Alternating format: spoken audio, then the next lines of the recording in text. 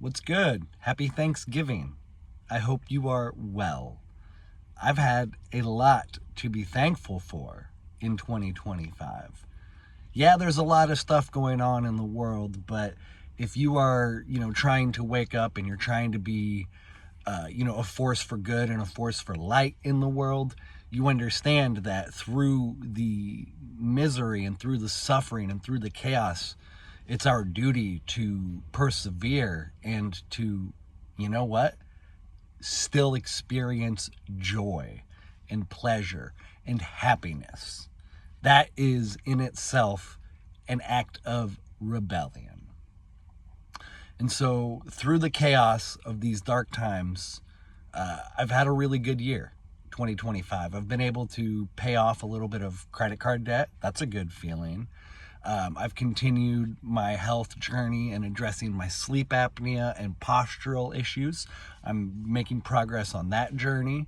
I'm about to, tomorrow, make a down payment and take out a loan, a private seller situation, to buy some land, about 7 acres, if I get the property that my heart wants.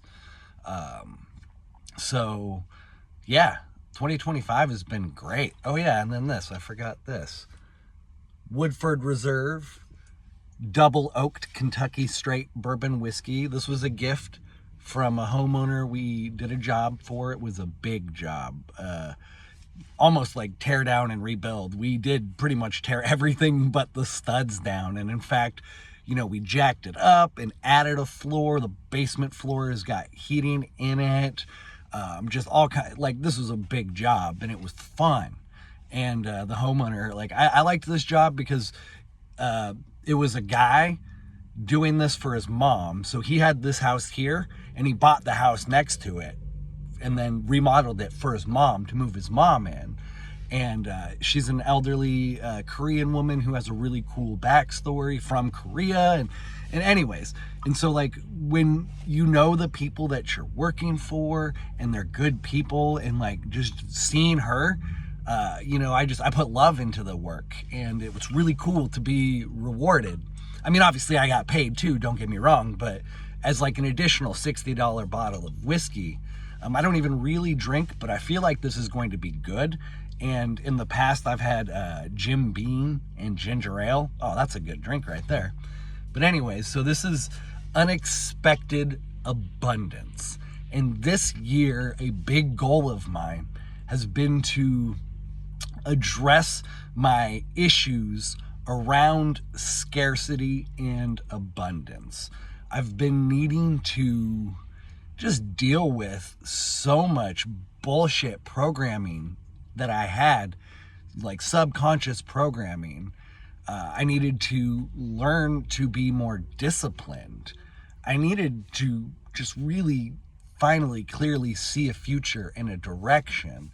And the way all of it has come together in the last year has been a blessing. There's this expression that gratitude is the best antidote for anger. And that's truly, in my experience, the case. I started trying to just be more thankful for the little things that I did have while I was living in a minivan, just fucking struggling.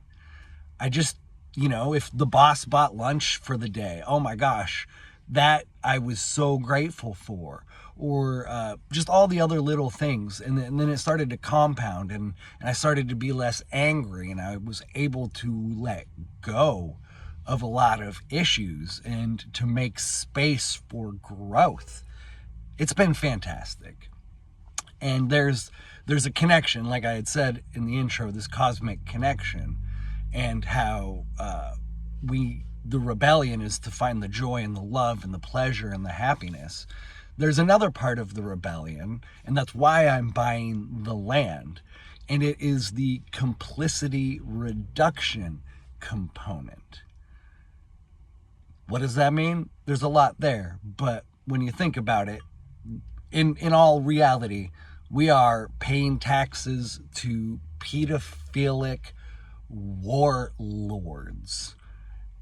that's like a easy way to summarize our government. Most of them are just degenerate, depraved, evil people.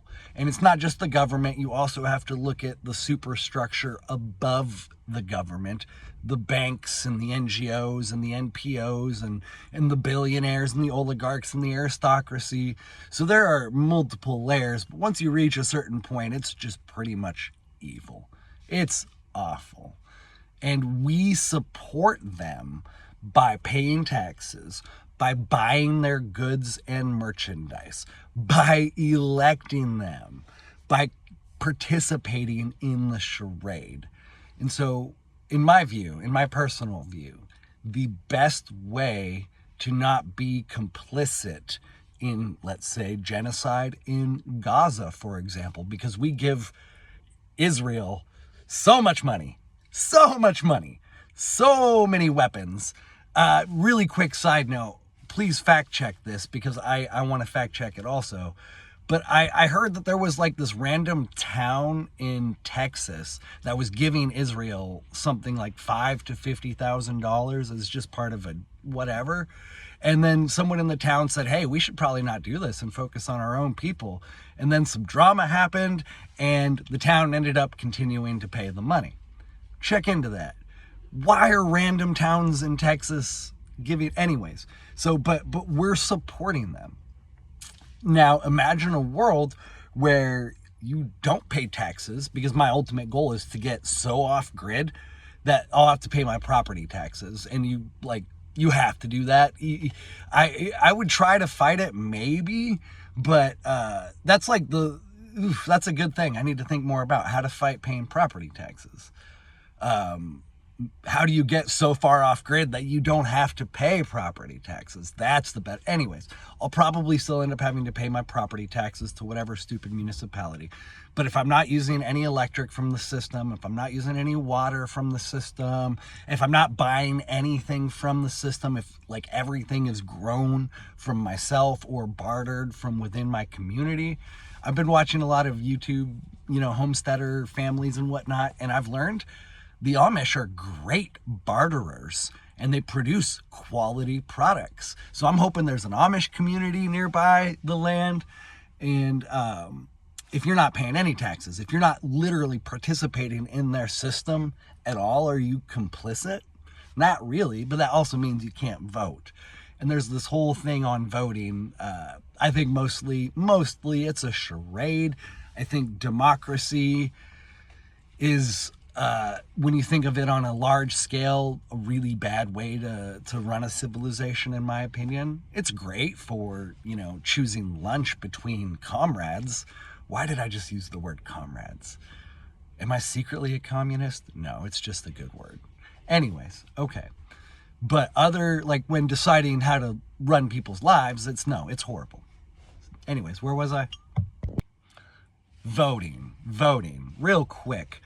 There's just this thing that's been in my head. There's so much, it's so funny that we argue over this stuff instead of like the pedophiles ruining the world. But people say you're not a true libertarian or you're not a true anarchist if you vote. Or how can you say you're an anarchist and vote? And my response is, at this point in society where there might be a slim chance of changing the direction of the ship a little bit by participating, because I'm already still in the system, I might be inclined to do it, but I can't, if let's say I don't vote, right? And then I get pulled over and I might have a pew that it's not licensed in my car. I'm trying to not use words, but you might get it. Or marijuana or something. I can't say to the police officer, oh, I didn't vote, Mr. Police Officer, so you have no jurisdiction over me. We wish it were that way, and these sovereign citizen people are quite funny and fascinating and interesting, but that's just not how it works. If that's how it worked, if you could just say, oh, I didn't vote, I am not beholden to your laws, oh man, that would be very interesting, wouldn't it be? But then that wouldn't be an authoritarian government that we currently are fighting. And so one last note to wrap it up. You know, I've said in the past, you know, we have to use the system to dismantle the system. And I might want to alter that a little bit. I think we have to use the system to extract as much wealth from it as we can. Not even wealth so much as like we have to fight to take back what we can from it while reducing what we put into it, if that makes sense. So it's like, you know, I still work and I still have a job, but I'm only doing that to obtain the resources that will enable me to unplug from it. I don't know, I'm rambling at this point, but I just wanted to say happy Thanksgiving, and yeah, let's do it. Let's build this new earth. Much love.